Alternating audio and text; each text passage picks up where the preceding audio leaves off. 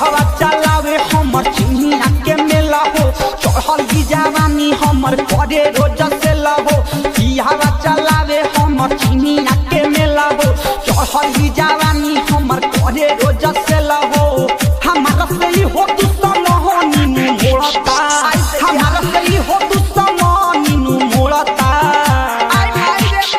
नीलहवा के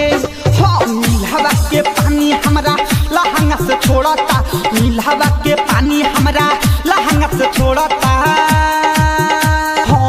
हवा चलावे हमर चिनिया के मेला हो चढ़ल ही जवानी हमर करे रोज से लहो हमारा से ही हो तू समानी मोड़ता नीलहवा के पानी हमरा लहंगा से छोड़ता नीलहवा के पानी हमरा लहंगा से छोड़ता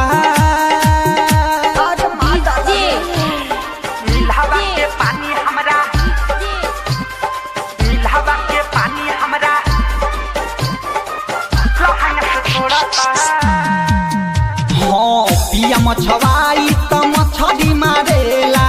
पिन्हल कपड़ा के हमारा फाड़ेला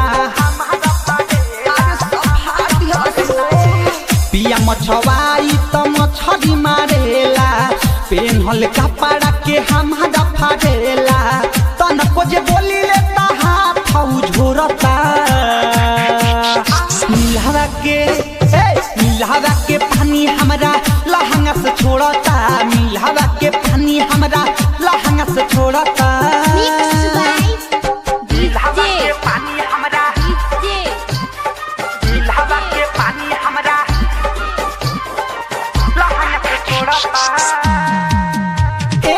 राइटर सुनो तो से कुछो नहीं बोली राधेश्याम दीवाना खाली खोलेला चोली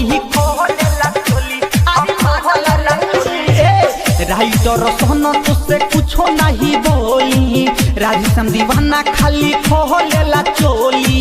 टूटेला बांध तो धर्मेंद्र जोड़ता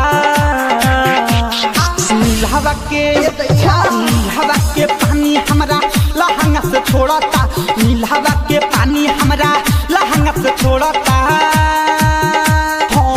हवा चलावे हमर चिनिया के मेला हो चढ़ल ही जवानी हमर करे रोज से लहो हमारा से ही हो तू समानी मोड़ता नीलहवा के पानी हमरा लहंगा से छोड़ता